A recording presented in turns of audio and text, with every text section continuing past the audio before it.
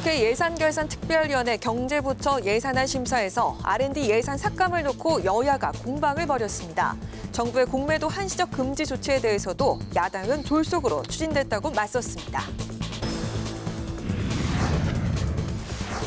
국민의힘이 지역 필수 의료 혁신 TF 첫 회의를 열고 정부가 발표한 의대 정원 확대 방안 등을 논의했습니다. 김포, 서울 편입을 논의하기 위한 UCT 프로젝트 특위도 출범시켜 본격적인 활동에 들어갑니다. 민주당은 정부 여당이 선거용 공수표를 남발한다고 비판하며 윤석열 대통령을 향해 거듭 국정기조 전환을 촉구했습니다. 총선 기획단 첫 회의도 열어 총선 밑그림 작업에 들어갔습니다. 파워 인터뷰, 오늘은 정부가 내놓은 국민연금 개혁안에 대해 세대별 차등 인상과 연금액 조절 등 논란이 되고 있는 사항들을 국회에서 어떻게 논의해 나갈 것인지 김성주 민주당 의원에게 들어보겠습니다.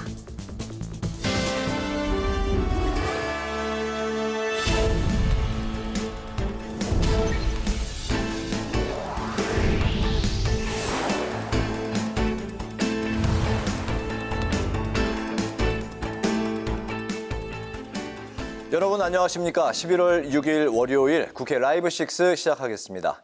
오늘 뉴스는 예산결산특별위원회 중계방송으로 조금 늦게 방송합니다. 국회 예산결산특별위원회는 경제부처를 대상으로 내년도 예산안에 대한 심사를 이틀째 이어가고 있습니다. R&D 예산 삭감에 대한 여야 공방이 오늘도 계속됐는데요. 어제 금융당국이 발표한 공매도 한시적 금지 조치에 대한 질의도 나왔는데 여당은 제도 개선이 수반돼야 한다고 조언했고 야당은 정부 정책이 졸속으로 진행되고 있다고 비판했습니다. 보도에 천지원 기자입니다. 경제부처 예산안 심사를 시작한 국회 예산결산특별위원회. R&D 예산 삭감에 대한 여야 의견은 오늘도 이어졌습니다. 야당은 윤석열 대통령의 발언 이후 R&D 예산 구조 조정이 급박하게 이루어졌다며 기초과학기술 분야를 효율적 관점으로 보면 안 된다고 우려했습니다. 만일 예산 사용에 문제가 있고 제도적 개선이 필요하다면 바로 잡아야 되겠죠. 그렇지만은 빈대 잡으려다가 초가삼간 태우는 격이 되어서는 절대 안 되지 않겠습니까? 여당은 R&D 예산 개선은 여야 모두 공감대가 형성된 사안이었다며 무작정 예산을 원상 복귀하자는 야당의 주장은 무책임하다고 맞섰습니다. 민간 회사가 누룽지 만드는데, 떡 만드는데 이 예산이 사용되고 심지어는 그 따놓는 예산을 교수님들 숫자대로 N분의 1 나눠 가진 사례도 후생이 이렇게 해서 되는 겁니까? 어제 정부가 내놓은 공매도 한시금지 조치도 도마에 올랐습니다. 여당은 공매도 제도 개선은 반드시 필요하다며 정부 조치에 힘을 실었지만 야당은 졸속으로 추진됐다며 선거용이라고 평가절하했습니다. 이에 김주현 금융위원장은 공정한 증권시장을 위해 전문가들과 논의를 통해 공매도 제도를 개선하겠다고 말했습니다. 지금 주요 기관 투자자들의 그러니까 무차입 불법 공매도가 이게 끊이지 않고 있다. 제대로 시정을 하지 않으면 증시에 대한 어떤 신뢰의 저하뿐만 아니라 그 시장에서 어쨌든 공정한 가격이 형성이 돼야 되는데. 김포시의 서울 편입 문제도 쟁점이었는데 야당은 관련 논의 과정에서 국토교통부 장관이 패싱되는 등 정부 여당이 엇박자를 내고 있다고 지적했습니다. 이에 대해 원희룡 국토부 장관은 아직 구체적인 내용을 논의할 단계가 아니라고 답했고 여당도 이제 막 이야기가 나온 단계인 만큼 정부가 검토 입장을 내놓은 게 당연하다고 맞섰습니다. 국회 방송 천지원입니다. 국민의힘은 얼마 전 정부가 발표한 필수 의료 혁신 전략 정책을 뒷받침하기 위한 지역 필수 의료 혁신 태스크포스를 발족하고 오늘 첫 회의를 가졌습니다. 국민의힘은 또 총선 기획단과 경기도 김포시의 서울 편입을 논의하기 위한 특위도 출범시켰습니다. 여당 소식은 남수지 기자가 전합니다. 국민의힘 지역 필수 의료 혁신 태스크포스가 오늘 첫 회의를 갖고 본격 활동에 돌입했습니다. TF는 앞서 의대 정원 확대 등 정부가 발표한 필수 의료 혁신 전략을 뒷받침하기 위해 발족됐습니다. 따라서 TF는 정부의 정책에 발맞춰 응급의학과, 소아과 등 필수 의료 분야 보험 수가 인상 등을 중점으로 활동을 이어간다는 방침입니다. 첫 회의에서 윤재욱 원내대표는 대한민국의 의료 서비스 한계가 도달했다고 지적했습니다. 지금 대한민국의 의료 서비스가 거의 한계에 도달해 있다는 것은 부정할 수 없는 사실입니다. 더욱 문제는 그 피해가 국민들에게까지 직접 발생하고 있으며 그 피해는 국민의 생명과 직결되어 있어 돌이킬 수 없는 결과를 초래한다는 점입니다. TF 위원장 유이동 국민의힘 정책위의장은 지방소멸 문제의 가속화 요인 중 하나가 지역 필수 의료 붕괴라며 골든타임을 놓쳐선 안 된다고 강조했습니다. 응급실 뺑뺑이, 원정 출산, 소아과 오픈런과 같은 얘기가 세계적 수준의 의료 인프라를 갖춘 우리 대한민국에서 더 이상 나와서는 안 될 것입니다. 또한 의대 블랙홀 현상 속에서 국민이 필요로 하는 의사가 부족한 문제를 근본적으로 해소해야 하겠습니다. 국민의힘은 또 내년 총선 공천 실무 작업을 위한 총선 기획단 구성을 완료했습니다. 총선 기획단장에는 이만희 사무총장이 임명됐습니다. 이와 함께 유이동 정책위의장과 김성원 여의도 연구원장, 배준영 전략기획부총장, 이양수 원내 수석 부대표, 윤창현 의원, 그리고 송상원 홍보본부장이 포함됐습니다. 국민의힘은 또 경기도 김포시에 서울 편입을 논의하기 위한 UCT 프로젝트 특위도 구성했습니다. 특위는 우선 김포시의 서울 편입을 위한 의원 입법 형식의 특별법을 발의하는 방안을 검토할 예정입니다. 국회 방송 남수지입니다. 민주당은 정부의 잘못된 국정기조를 바로잡겠다고 밝혔습니다. 또 총선기획단 첫 회의를 열고 윤석열 정권의 폭정을 심판하고 민생을 구하겠다고 강조했습니다. 김동희 기자입니다. 더불어민주당은 윤석열 대통령과 국민의힘이 소통과 민심을 강조했지만 결국 말뿐이었다고 비판했습니다. 총리 해임안 존중과 한동훈 법무부 장관 파면, 또 대통령 거부권 행사 중지 등 국정기조 전환 방안을 제시하고 윤 대통령의 답을 기다렸지만 바뀐 게 없다는 겁니다. 스스로 잘못을 바로잡을 수 있는 기회를 놓친다면 남은 것은 외부로부터의 변화뿐입니다. 국민의 인내심이 바닥나고 있고 민심이 기다려줄 수 있는 시간은 한계에 다다르고 있습니다. 정부 여당의 방해로 민생 법안이 국회에 묶였다며 노란봉투법과 방송 3법 처리 의지를 재차 강조했습니다. 양평고속도로 특혜 의혹과 해병대원 사망사건 특검법, 이태원 참사 특별법에 진척이 없는 것도 윤 대통령의 고집과 국민의힘의 눈치 보기가 초래한 것이라고 주장했습니다. 또 김포 편입에 이은 공매도 금지 카드 역시 선거를 의식했다는 의혹을 사기에 충분하다며 정부 여당이 선거용 공수표를 남발한다고 지적했습니다. 한편 민주당은 총선 기획단 첫 회의를 열고 총선 밑그림 작업에 들어갔습니다. 이재명 대표는 절박하고 낮은 마음으로 총선에 임하겠다며 국민 눈높이에 맞는 과감한 변화와 혁신을 추구하겠다고 강조했습니다. 항상 주권자인 국민을 두려워하는 겸손한 마음으로 우리 내부에 혹이라도 있을 오만함을 경계하는 마음으로 최선을 다하겠다는 말씀을 드립니다. 단장을 맡은 조정식 사무총장은 단결과 통합 속에 끊임없이 혁신하고 청년과 미래 세대에게 과감히 문호를 개방하겠다고 강조했습니다. 총선기획단은 김은경 혁신위의 총선 관련 제안도 검토할 방침인데 현역 의원 하위 평가자 감점 강화와 공직윤리 항목 신설, 또 중진 출마 자제 등 혁신안의 실현 가능성에 관심이 쏠리고 있습니다. 국회 방송 김동희입니다.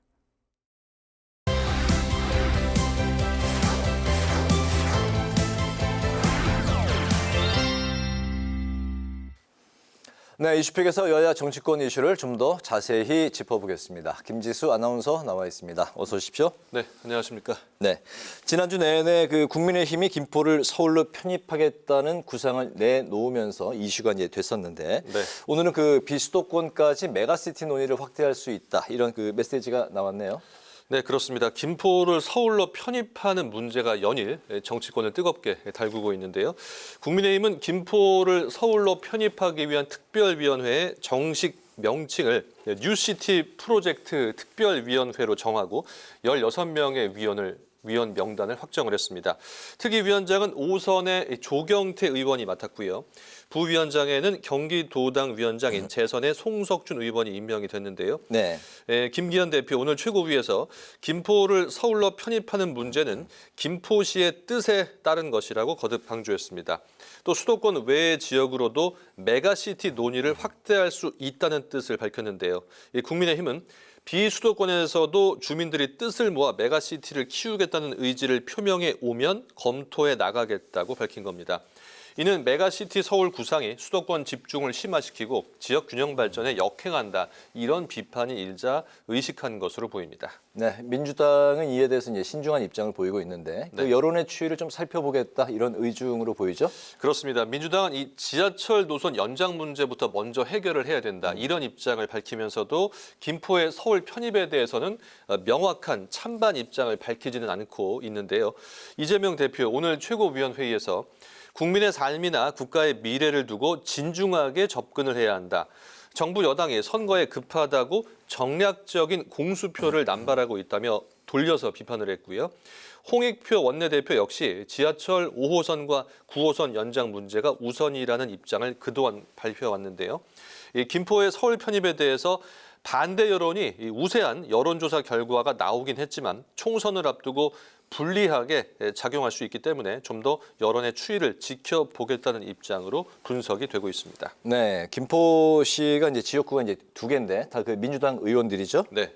김포 그 서울 편입 논의를 두고 민주당의 그 김포시 지역구 의원들이 이게 그 총선용이다 이렇게 이제 강하게 비판을 했네요. 네, 여당이 김포의 서울 편입을 주장한 지 6일 만에 이제 입장을 밝힌 건데요. 네. 김주영, 박상혁 민주당 의원들이 어제 이제 기자회견을 열고 김포의 서울 편입을 말씀해 주신 대로 총선용이라며 강하게 비판을 했습니다.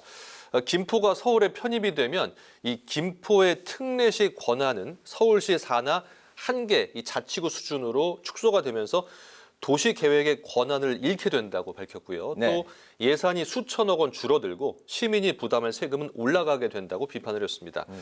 그리고 김포 시민들은 교통이 먼저다. 서울의 쓰레기만 처리하는 무늬만 서울은 절대 안 된다고 요구를 하고 있다며 교통 여건을 개선하고 또 기피시설 이전은 불가능하다. 이런 입장을 내놨습니다. 네, 국민의 그 당내 일부에서도 김포 서울 편입을 반대하는 목소리가 나오고 있어요. 네, 국민의힘 소속의 유정복 인천시장이 오늘 기자회견을 열었는데요. 네. 이는 실현 불가능한 허상이자 국민들의 혼란만 일으키는 정치쇼라고 비판을 했고요. 김포의 서울 편입은 지방자치법상 서울시의회와 경기도의회의 동의를 얻어야 가능하지만 반대가 많아서 통과가 어렵다고 진단을 했습니다. 또 이번 입법에 대해서도 소수 여당인 국회의석의 구조상 좀 가능성이 희박한 것 아니냐 이렇게 덧붙였고요.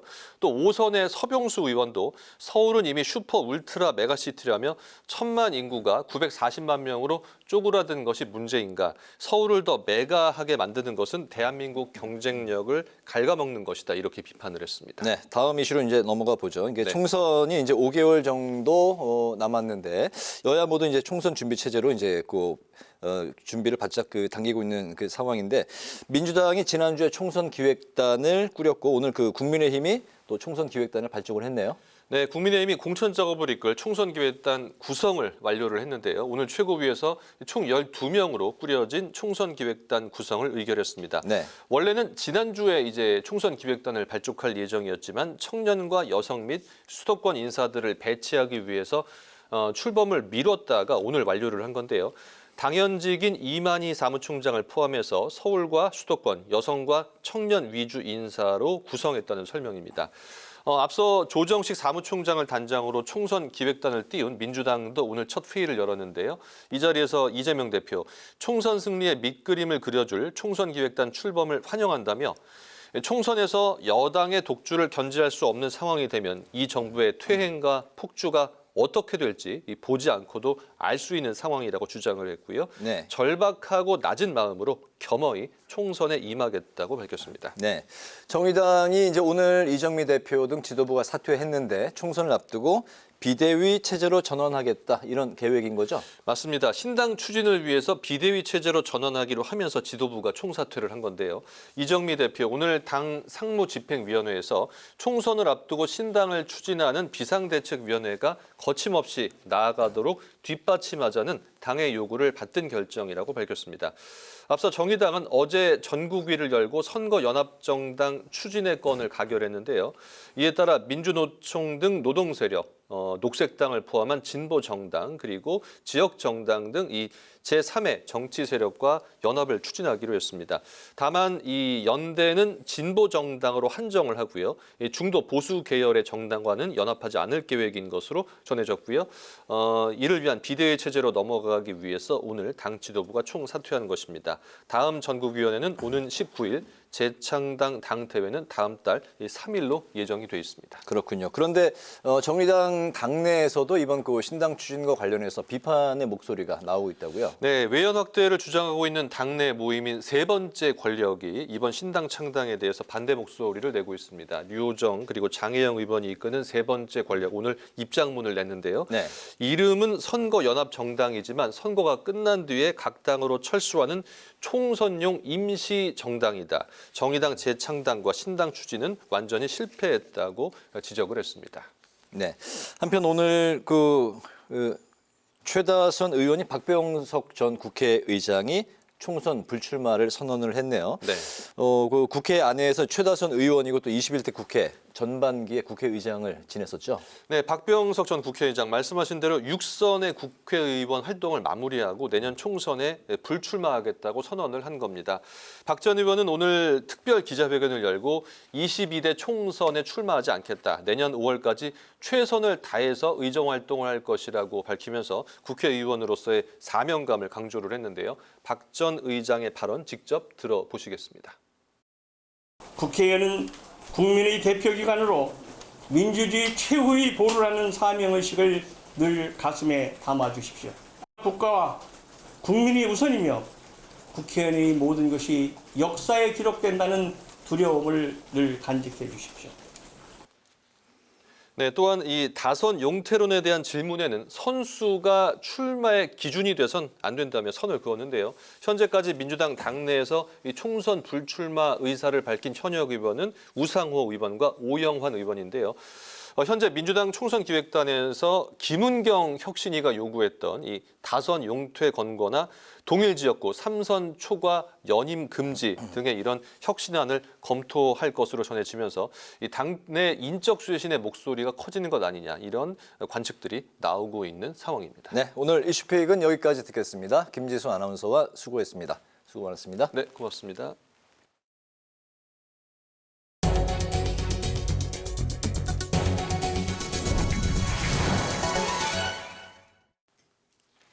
김동연 경기도지사와 오세훈 서울시장, 유정복 인천시장이 오는 16일 만나 김포, 서울 편입 등 수도권 공동 현안에 대해서 논의합니다. 이들은 당초 이달 24일에 만날 예정이었지만 김 지사 요청으로 일정을 앞당겼습니다. 김 지사는 내년도 예산안 브리핑에서 국민의힘 소속인 유 시장이 김포시의 서울 편입은 정치쇼라는 발언에 대해서 동의한다며 옳은 말을 했다고 생각한다고 밝혔습니다. 국민의힘이 민주당의 노란봉투법과 방송법 추진에 대해서 9일 본회의에서 의사 일정 변경을 통해 처리될 가능성이 농후하다며 해당 법안들은 민생 파괴를 일으킬 수 있다고 비판했습니다. 윤재욱 국민의힘 원내대표는 오늘 의원총회에서 국가가 국민에게 피해를 줄 것이 분명한 이 법안을 막기 위해 필리버스터 등 모든 수단을 동원할 수밖에 없다고 주장했습니다. 국민의힘은 초재선 의원 모두가 필리버스터에 참여하도록 하고 각 법안당 기본적으로 15명이 1명당 3시간가량 토론을 진행할 예정이라면서 상황에 따라서 중진 의원들도 준비하고 있다고 밝혔습니다. 민주당이 오는 9일 국회 본회의에서 한동훈 법무부 장관과 이동관 방통위원장에 대한 탄핵소추안 상정 가능성에 대해서 언급을 했습니다. 홍익표 민주당 원내대표는 한 라디오 방송에서 빠르면 9일 본회의 때 탄핵소추안을 같이 올릴 예정으로 생각하고 적극 검토 중이라면서 한동훈 장관 외에 이동관 방통위원장도 검토 대상 중 한 명이라고 밝혔습니다. 이어 홍 원내대표는 정부와 여당이 야당과 대화나 협치할 생각이 없다는 것으로 생각이 굳어지고 있다면서 우리가 준비했던 것들을 해야 할 시점이 온 것 아닌가 하는 판단이 든다고 말했습니다. 윤석열 대통령이 지난달 18일 지명한 이종석 헌법재판소장 후보자에 대한 국회 인사청문회가 오는 13일에 열립니다. 여야는 40일 넘게 지속되고 있는 대법원장 공석에 이어서 오늘 10일 유남석 헌법재판소장 퇴임을 앞두고 양대 사법수장의 공백에 대한 우려가 제기되면서 인사청문회 일정에 전격 합의했습니다. 이종석 헌법재판소장 후보자 인사청문특별위원회는 인사청문 경과보고서 채택 시기와 청문회에 출석할 증인과 참고인 채택 여부는 추가 논의하기로 했습니다.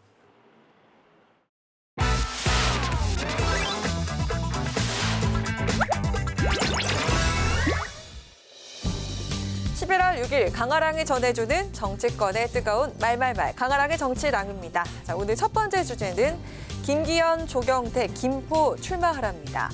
김포의 서울 편입, 이른바 메가시티 서울 구상이 연일 정치권을 뜨겁게 달구고 있죠. 민주당 소속 김포 지역구 의원들이 6일 만에 입장을 내놨습니다. 무늬만 서울은 안 됩니다. 쓰레기 매립장, 다른 지역 소각장과 같은 서울의 기피시설은 김포에 절대 안 됩니다.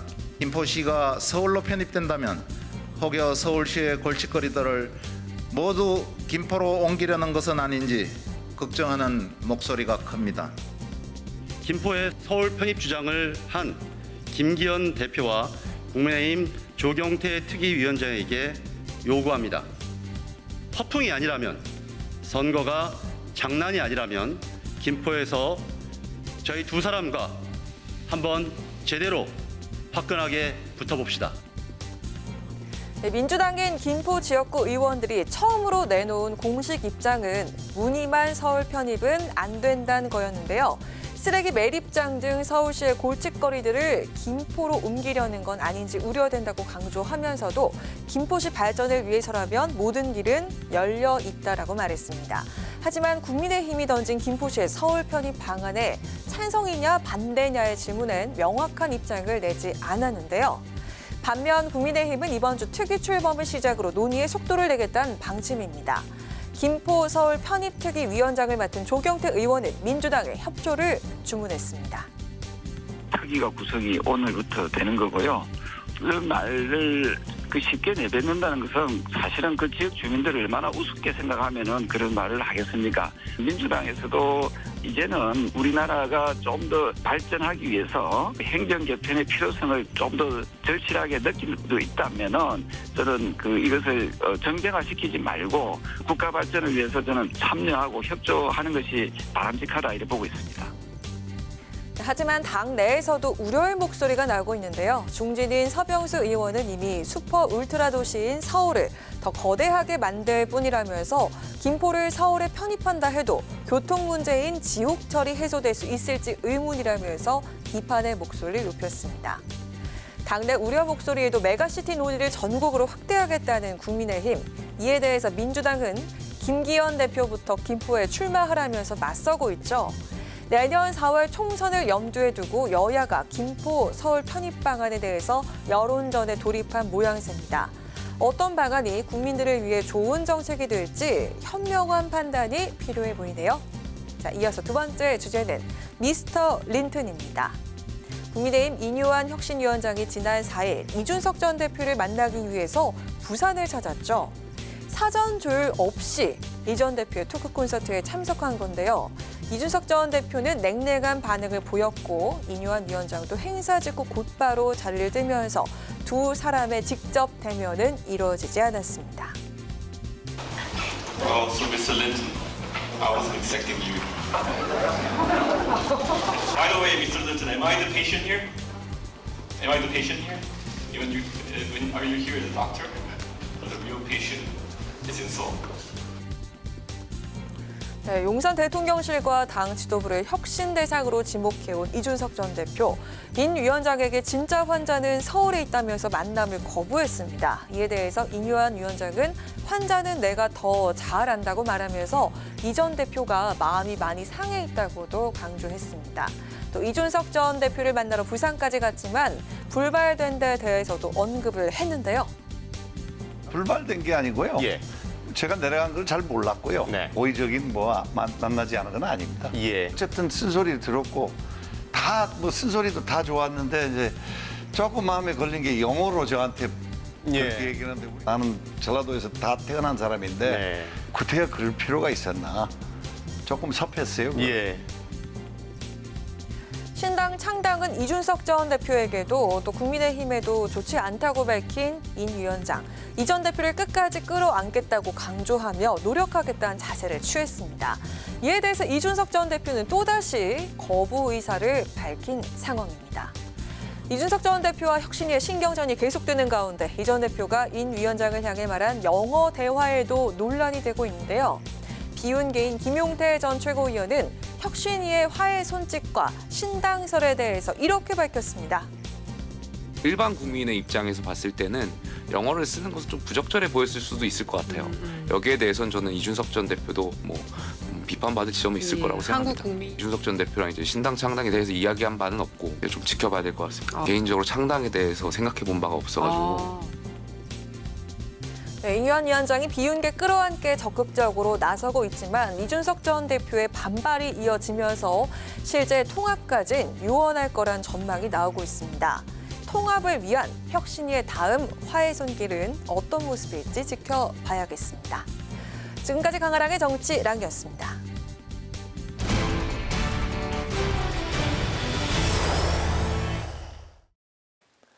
김포 서울 편입론이 11월 국회를 강타하고 있습니다. 국민의힘 뉴시티 프로젝트 특위 조경태 위원장은 서울, 부산, 광주의 삼각충 메가시티를 언급했는데요. 전국으로 확대되고 있는 메가시티론 그 핵심에 있는 김포의 여론은 어떤지 국민의힘 김포을 당협위원장을 맡고 계신 홍철호 전 의원을 연결해서 말씀을 들어보도록 하겠습니다. 안녕하십니까? 안녕하세요. 네, 홍철호입니다. 네. 김포 서울 편입이 공론화된 가운데 김포시가 주민 의견 수렴을 위한 여론조사와 또 간담회 준비에 들어갔는데요. 주민들 사이에서는 기대도 크지만 문의만 서울되는 것 아니냐 이런 그 우려의 목소리도 나오고 있는 것 같습니다. 가장 중요한 건 아무래도 주민의 여론일 텐데요. 당사자인 48만 김포 주민들 여론과 지금 현재 김포 분위기는 어떤지 궁금합니다. 반대하시는 분들을 저희가 이제 분석해 보면은 대개의 경우에 이제 정치적 목적 때문에 아마 반대하시는 분들이 계시는 것 같고요, 일부. 네.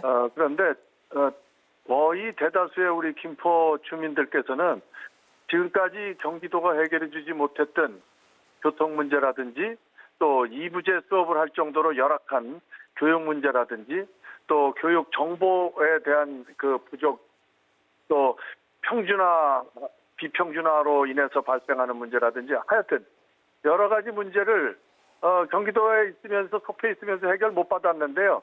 게다가 분도까지 한다고 하니까 이번에는 서울시로 가는 게 좋겠다고 하는 여론이 아주 비등점까지 올라와 있는 상태입니다. 네. 네, 그리고 민주당이 5호선과 9호선 연장부터 하라고 반격을 했습니다. 그리고 김포 지역의 민주당 의원들이 기자회견을 했는데요. 시와 여당이 제시한 그 데이터는 사실과 다르다. 서울에 편입되면 예산이 줄고 오히려 세금만 오른다. 그리고 김기현 대표와 조경태 위원장이 김포에 출마하라. 자, 이렇게 주장했는데 여기에 어떤 입장이실까요? 그건 아주 진짜 정치적 발언들이죠. 민주당은 우선 이거부터 대답을 해야 됩니다. 5호선이요. 민주당 정부가 정치 글랜드 슬램을 해가지고 지난 5년 동안 대통령부터 김포시장까지 전부 민주당에서 당선돼서 역할을 하고 있었는데도 불구하고 5호선 문제 한 발짝도 진전을 안 시켰습니다. 그랬는데 이번에 민선 8기 들어오면서 김병수 시장이 당선되고 이 문제를 빠르게 서울시와 협의를 했고요. 그리고 국토부로부터 컴팩트 시티와 함께 5호선 연장을 확정받았거든요. 그래서 이제는 노선만 남은 상태인데 그것도 인천하고 지금 조정 중에 있어서 늦어도 12월, 빠르면 11월 말 정도면은 마무리가 될 걸로 알고 있는데 민주당이 뜬금없이 이 문제 빨리 해결 안 하냐 하는 것은 본인들이 여태까지 이 문제 해결에 의지를 보이지 않았고 아무 일도 하지 않았던 것에 대한 결과치를 놓고 본다면은 염치 없는 얘기고 조금 민주당에서는 이 문제에 관한하는 주민들께 사과의 이야기가 먼저였지 않나 이렇게 생각합니다. 네. 당내에서도 서울 소외 지역에서 역차별에 이제 불만의 목소리가 나오고 있습니다. 받은 건 없고 서울에 속해 있다는 이유로 여러 가지 이권을 오히려 또 받지 못하고 차별을 받고 있다 이런 불만인데요. 서병수 의원과 유정복 인천시장도 공개적으로 이제 반대를 표명을 했습니다. 또 오늘 오세훈 서울시장도 김포시장과 만남에서 신중한 태도를 보였는데요. 기존의 마산, 창원, 진해에서 보듯이 통합 효과가 그렇게 크지 않다 이런 이제 분석도 있고 역시 서울시 김포구 넘어야 할 산이 많은 것 같은데 좀 어떻게 바라보고 계실까요? 이렇게 보셔야 돼요. 지금 김포시가 지금 모든 개발 사업을 포함해서 인사권까지 전부 김포시장이 가지고 있거든요. 그런데 만약에 통합이 된다 하면은 제일 권한이 축소되는 사람은 시장입니다. 시민들은 다 좋아지는 거고요. 네. 왜냐하면 시장이 가지고 있는 개발 허가권이라든지 인가권들이 전부 서울시로 넘어가니까. 그런데 창원이라든지 이런 데 경우하고 다른 것은요. 지금 우리 이쪽에 계시는 분들은 전부 청년 가정들이고요. 이분들이 고통받는 것은 그쪽 분들이 고통받는 거와 양과 질면에서 전혀 다른 이야기입니다. 그래서 수도권과 비수도권을 나눌 때 비수도권에 계시는 분들이 자꾸 수도권의 실상을 모르시고 김포 같은 경우에는 지금 지옥철인데요. 아마 창원이라든지 그런 쪽에 우리 같은 이런 지하철을 타고 출퇴근하시는 분들이 계실까요? 번역을 넘어서 저는 없다고 봅니다. 그래서 시민들의 니즈도 다르고 그리고 고통하는 고통의 종류도 다르고 그리고 그분들이 해줘야 될 역할도 전혀 다른데 동일시에서 본다는 것은 이것은 자리에 맞지 않다고 봅니다. 네, 현재 국민의힘 김포을 당협위원장이신데요. 서울시 김포구 편입을 위해서 어떤 구체적인 좀 계획이 있다면 잠깐 좀 들어볼 수 있을까요? 우선 특별법 발의해야 되고요. 네. 이제 그것은 이제 우리가 당론으로 채택을 했기 때문에 곧 마무리될 걸로 압니다. 그리고 그 다음에 이제 주민투표를 거쳐야죠. 그리고 주민투표가 끝나면 찬반에 의해서 찬성이 많을 경우에는 입법 절차에 들어가게 됩니다. 그러니까 이제 최종적으로는 주민투표 그리고 마무리는 입법 그렇게 이제 두 허들이 남아 있는 거죠.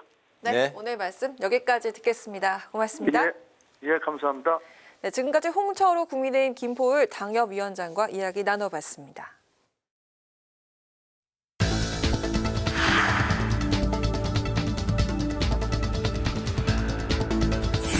기관 국민들께도 신뢰받은 선서의 취지와 처벌 규정을 해주시고 그동안 다른 증인들께서는 자리에서 일어나서 연금개혁의 핵심이라 할 수 있는 소득 대체율과 보험료율 인상에 대한 구체적인 내용이 없는 맹탕 연금개혁안입니다.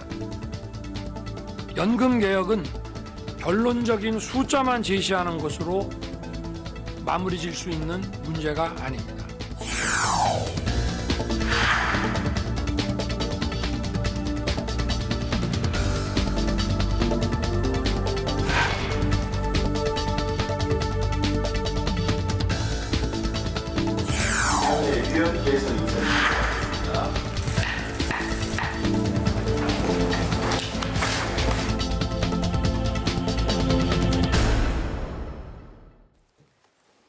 네, 윤 대통령이 내세운 3대 개혁 가운데 하나인 연금 개혁안이 발표됐습니다. 국민연금이 고갈된다는 우려 속에 젊은 층 부담이 크다. 또 더 내고 더 받자. 이렇게 이제 여러 가지 논란이 많았는데요.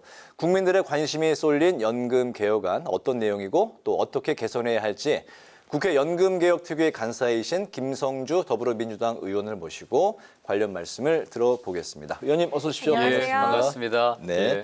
그러니까 우선 축하의 좀 인사부터 드려야 될 것 같은데요. 축하드립니다. 네. 경실련이 21대 국회의원들이 이제 발의했던 법안을 이제 분석하고 평가를 한 결과 복지 소비자 부문에서 의원님이 개혁 입법 점수 1위에 이제 뽑히셨습니다. 어떤 법안들이 그렇게 이제 좋은 평가를 받았는지 또 어떤 원칙으로 또 이런 입법을 이제 준비하시고 생각을 하셨는지 좀 들어볼까요? 예. 그 시민단체인 경실련에서 뭐 국회의원들의 그동안은 입법 발의했던 내용들을 분석할 때 뭔가 그 공공의료의 취약성을 좀 보완해 줄 수 있는 그런 대책, 그다음에 이제 서비스 공급자죠. 이 서비스 공급자들이 부정하거나 또 부당한 방법으로 뭐 하지 않느냐, 이거를 억제할 방법이 뭐가 있을까? 그다음에 이제 환자의 안전, 권익 이런 것들을 어떻게 보호할 것인가? 이 세 가지 기준이 있었다고 그러고요. 제가 대표 발의한 법안 43개 중에서 18개가 개혁 입법으로 평가를 받았습니다.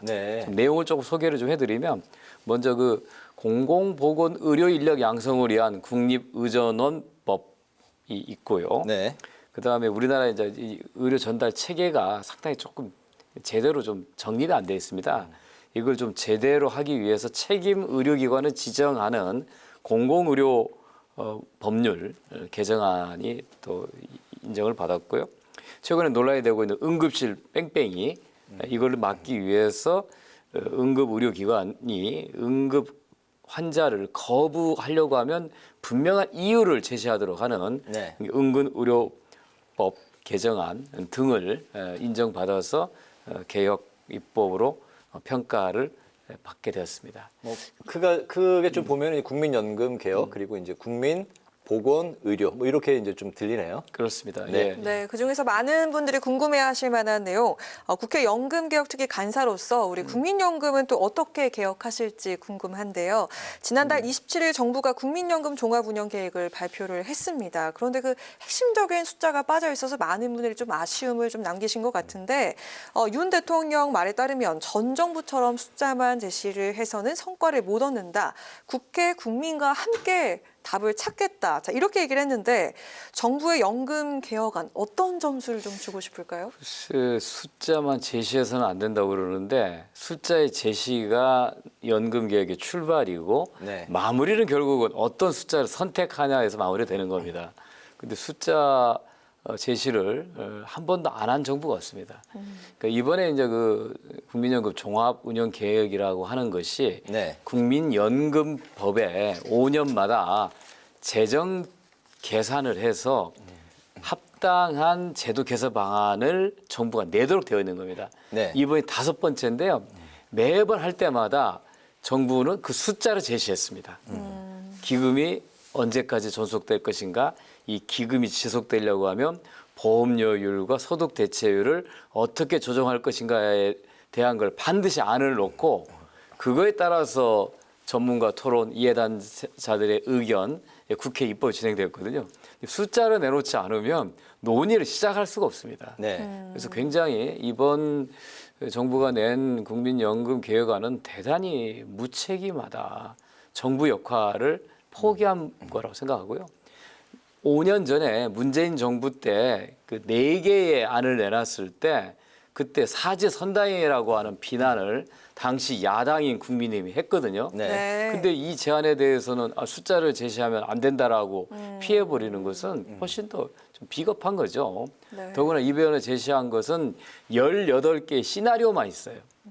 그러니까 사지선다행이 18개 선다형으로 바뀌어버린 거죠.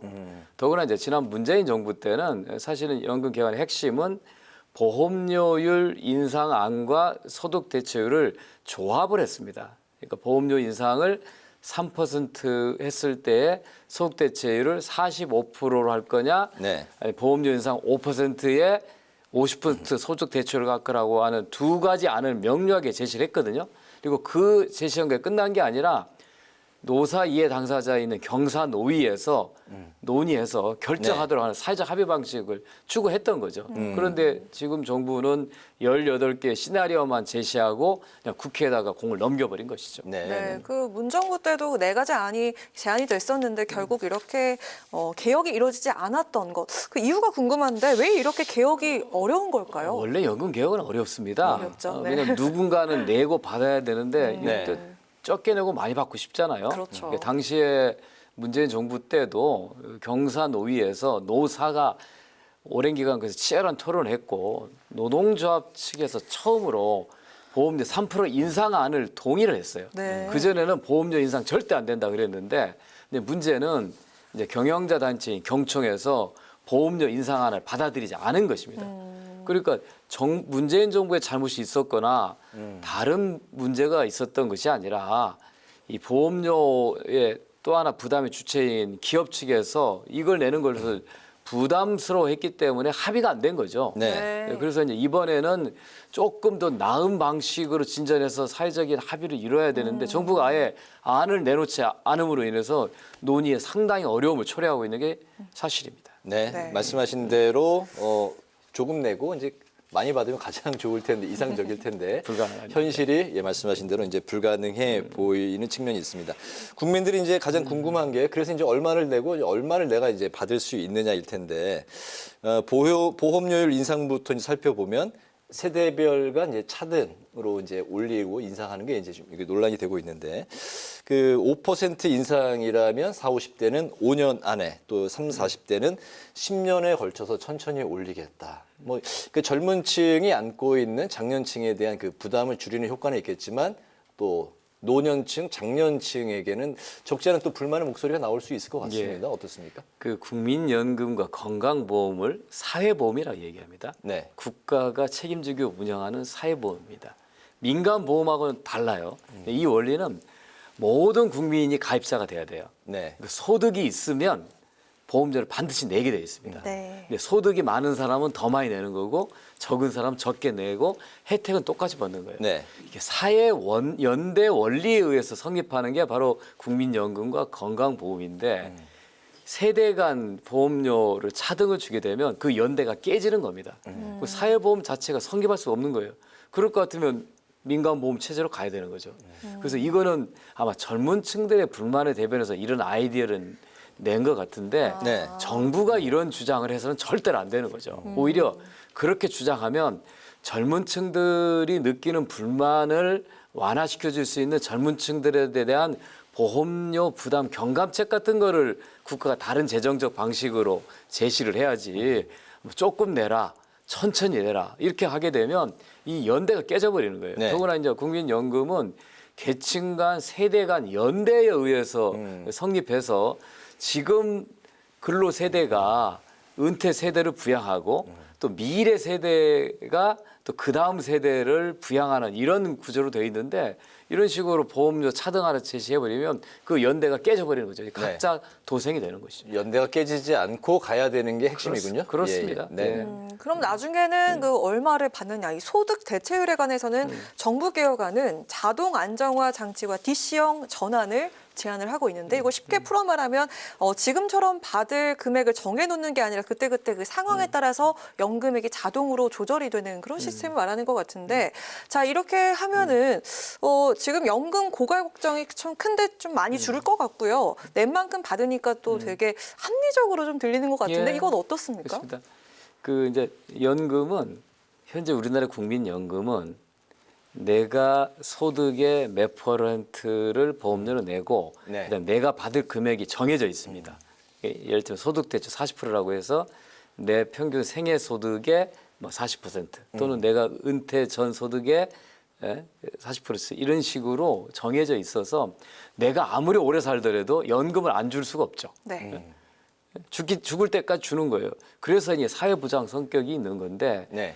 이거를 DC형으로 바꾼다는 것은 내가 낸 만큼만 받겠다는 거예요. 그렇게 되면 그 민간 보험 가입하지. 굳이 국가가 운영하는 보험에다가 보험료를 내고 노후를 의존할 수가 없게 되는 것이죠. 그래서 이제 이 DC형은 보통 민간 보험의 네. 민간 연금 제도의 운영 원리인데 이거를 정부가 하겠다고 얘기하는 것은 연금 제도의 근간을 흔드는 거거든요. 이거는 대단히 신중하게 얘기해야 되는데 정부 운영 계획에다가 그 얘기를 하고 한 것을 보고 저도 깜짝 놀랐습니다. 그러니까 자동 안정화 장치는 되게 이제 유럽에서 많이 채택하고 있는 건데 이제 기금에 대한 부담이 많이 생기니까 예를 들어서 1964년에 태어난 사람이 정해져 있을 거 아니에요. 네. 그럼 이 사람들의 평균 소명, 이 사람들이 낼 수 있는 보험액 이런 것들을 놓고서 거기에서 부족할 것 같으면 받는 금액들을 줄이고 보험료를 올리는 이런 장치입니다. 근데 우리도 이제 언젠가는 이거 도입해야 되는데 현재 우리나라는 워낙 국민연금의 수령액 자체가 평균적으로 낮기 때문에 네. 조금 더 이 제도가 성숙하고 난 다음에 도입을 논의해야 한다고 생각합니다. 네. 이게 그 국민연금이 나는 안 내고 안 받겠다. 이게 그 불가능하죠. 공동 연대의 그 현대 국가사회에서 그 채택을 하고 있기 때문에 그렇게 할 수가 본인의 옵션으로 이렇게 그렇습니다. 선택을 할 수가 없는 상황인데 지금 이제 그 보험료를 높이자는 재정 안정론과 또 그 소득 대체율을 올리자는 보장성 강화 이게 이제 그 서로 이렇게 맞서고 있는 그 상황입니다. 국민연금공단 이사장을 지낸 전문가로서 훤히 꿰뚫고 계실 텐데요. 그 의원님은 어떤 안을 좀 제시하고 싶으실까요? 예, 사실은 아까도 말씀드렸잖아요. 조금 내고 많이 받고 싶어한다. 근데 그거는 불가능하지 않습니까?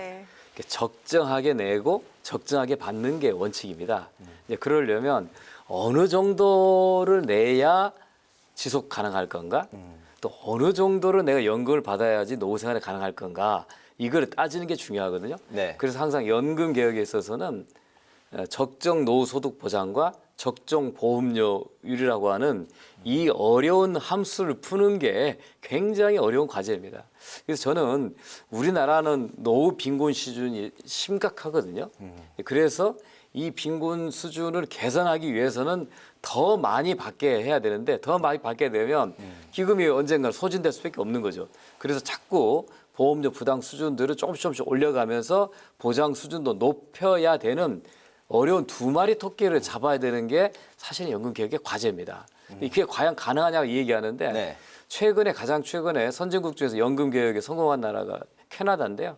캐나다는 보험료율도 올리고 소득 대체율도 올리는 이중 개혁을 성공해서 기금 안정성도 기하고 노후 소득 보장도 높이는 그런 개혁안을 성공시켰거든요. 그러니까 저희 민주당이나 제가 생각하는 것은 국민들 보고 더 내고 덜 받으라 이 얘기하면 국민들이 동의를 못하죠. 그래서 더 많이 받기 위해서 조금 더 부담하는 이런 합리적인 개혁안을 국민들이 받아들일 수 있도록 하는 그런 사회적 논의가 필요한 것입니다. 더 내고 더 많이 받게 하자. 예. 알겠습니다. 그래야지 소득 보장 수준 높아지고 재정 안정성도 기할 수 있는 것이죠. 네. 자, 이제 공은 국회로 넘어온 것 같은데요. 그간 연금 투기 민간 자문위에서 논의를 진행을 해왔는데 상당히 그 의견이 좀 접근한 상태라고 들었습니다. 정부안이 연금 투기 보고되면 그 이후 어떤 과정을 거쳐서 논의를 하게 될 계획인지 또 내년 총선을 앞두고 여야가 과연 어떤 합의안을 도출할 수 있을지 말씀 부탁드리겠습니다. 흔히 이제 연금 개혁을 가지고 코끼리 옮기기라고 얘기합니다. 코끼리 옮기기요? 큰 몸집의 코끼리가 성큼성큼 갈 수는 없잖아요. 한 발 한 발 이렇게 걸어가야 되는 건데 그동안에 이제 국회 연금 특위는 민간 전문가 자문위원회에서 그 1년 동안 어떤 방향으로 연금 개혁을 할 것인가에 대한 걸 놓고 수많은 데이터와 자료 토론을 통해서 다양한 주제로 토론했습니다. 이제 그 마무리 단계에 들어서 이제 11월 16일 날 국회 연금 특위에 최종 보고서를 내게 됩니다. 그럼 그 보고서를 토대로 해서 이해관계자들, 실제로 보험료를 납부하는 노동자와 사용자 단체들을 또 모셔서 이 안에 대한 의견을 물을 것입니다. 그러면 거기서 또 이제 찬반 의견이 나올 거 아닙니까? 그 수정된 이제 최종안을 가지고 일반 국민들, 예를 들어 한 수백 명 정도를 상대로 이 안에 대해서 설명하고 어떻게 연금 개혁안을 만드는 게 좋겠는가 하는 국민들의 공론조사 과정을 거쳐가려고 현재 계획하고 있습니다. 이제 그게 다 끝나고 나면 국회가 본격적인 입법 절차에 들어가게 될 것입니다. 11월 국회가 이제 예산안 전국인데 민주당에서 정책위 수석부 의장도 맡고 계시고 민주당이 오늘 예산안 심사 방향 기자 간담회를 열었는데요. 이 예산안에서 이것만큼은 꼭 반드시 관철시키겠다 하는 그 포인트가 있다면 어떤 게 있을까요? 그 전에 이제 야당의 예산 심의에 들어갈 때는 이 예산을 깎겠습니다라고 먼저 얘기했거든요. 근데 이번은 저희가 거꾸로 했습니다. 이 예산은 반드시 방영시키겠다고 했습니다. 첫 번째 R&D 예산입니다.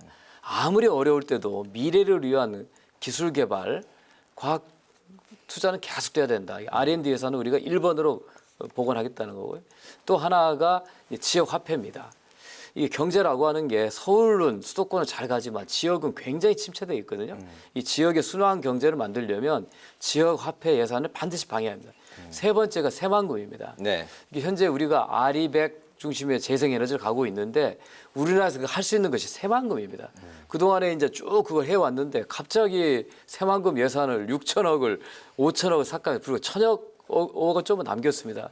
이래가지고는 미래를 준비할 수 없게 된다 해서 저희는 이번에 경제, 민생, 미래 이 세 가지 핵심 목표를 가지고 이 예산을 반드시 우리가 반영하겠다고 하고 있고요. 조금 더 이제 구체적으로 보면은 이 청년들의 교통비 부담을 줄일 수 있는 청년 3만 원 패스, 그다음에 요양병원, 간병비 부담 많습니다.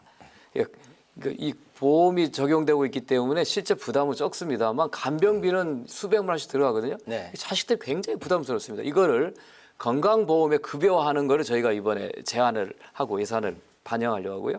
소상공인들이 코로나 시기에 돈을 많이 빌렸는데 금리가 오르면서 대출 이자 부담이 늘어났습니다. 이거를 줄이기 위한 것, 그다음에 전세 사기 피해자들 구제하기 위한 이 예산은 반드시 반영하겠다고 하는 게 민주당의 확고한 방침입니다. 네. 네, 가장 뜨거운 현안이죠. 김포 서울 편입론이 전국으로 확대가 되고 있는데 오늘 김기현 대표가 국토균형 발전을 내세우면서 수도권 외 지역의 주민들이 원하면 또 메가시티를 검토할 수 있다 이렇게 밝혔습니다. 그러면서 민주당을 향해서 이에 대해서 찬반을 밝히라 이렇게 얘기를 했는데요. 이에 대한 대답 어떻게 하실 수 있을까요? 참 요새는 여야가 바뀌었어요. 네. 원래 야당이 막 내지르거든요. 그렇죠. 네. 또 여당은 신중하고 그런데 네. 여당이 막 내지르잖아요. 야당은 신중하고 어떻게 이럴 수가 있는가.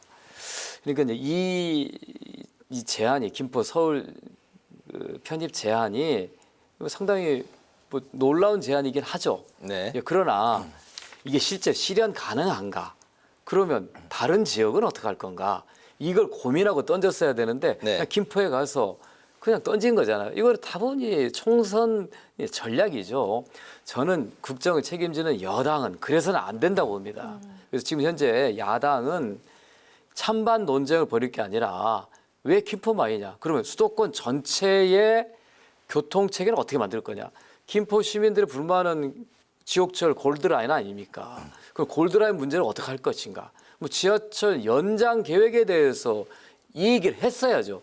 그러고 편입 이야기를 했었으면은 저는 진정성 믿었을 텐데 그 얘기 빠지고 편입 얘기하면은 결국은 서울은 이미 초과밀 상태인데 서울의 영토를 더 넓힌다는 이 얘기는 경기도하고 서로 싸워야 되잖아요. 네. 그러면 비수도권 주민들이 보기에는 아니 이미 수도권은 초과밀이고 메가시티가 됐는데 우리를 자꾸 빨아들이는 이 얘기들만 자기들끼리 서로 다투고 있으니 얼마나 힘들겠습니까? 저희 민주당의 원칙은 대한민국 어디에 살든지 서울이든 부산이든 전주든 간에 동일한 권리와 혜택을 보도록 하는 게 민주당의 목표입니다. 어느 지역에 불만이 있으면 그럼 내가 너 이리 편입시켜 줄게. 그러면 다른 도시는 부산은 전주는 이거를 묻는 국민들의 답을 해야 될 것입니다.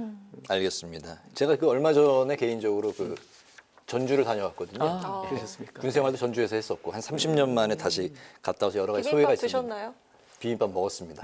그렇습니까? 의원님이 바로 그 전북 전주 병이 지역구이시기 때문에 전주 말씀을 드렸는데 전주 비빔밥이 이제 또 유명하잖아요. 말씀하신 대로 주민들과 이제 비빔밥처럼 어울리는 소통을 하고 계신지 또 내년 총선을 위해서 주민들과 좀 어떤 약속, 어떤 공약을 내세우실 건지 마지막으로 좀 들어볼까요? 예, 비빔밥이 밥과 여러 나물과 여러 뭐 참기름 이런 것들이 서로 다른 재료들이 어울리되 각자의 풍미를 보존하면서 잘 화합되는 거거든요. 그래서 저는 이걸 화이부동이다 이렇게 표현하거든요.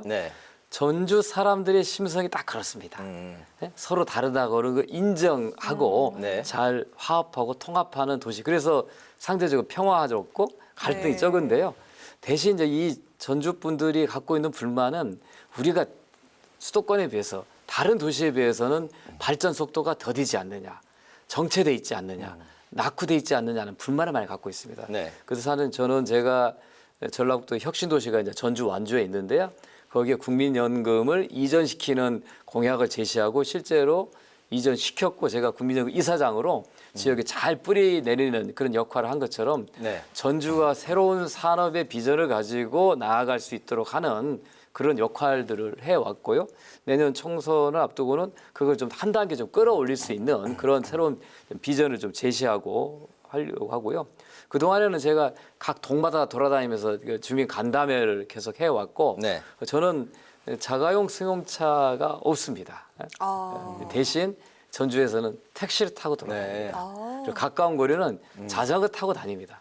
전주 안에서도 다. 예, 이게 주민들하고 어디서 만나서 즉석 대화도 하고 민원도 받고 하는 이런 직접 소통을 오랫동안 해왔기 때문에 앞으로도 주민들이 원하는 주민들과 함께하는 그런 활동을 계속 벌여나가도록 하겠습니다. 알겠습니다. 오늘 파워 인터뷰는 국민연금 개혁안과 예산안 또 김포 편입론 등 현안에 대해서 김성주 더불어민주당 의원과 말씀을 나눠봤습니다. 오늘 말씀 잘 들었습니다. 고맙습니다. 고맙습니다.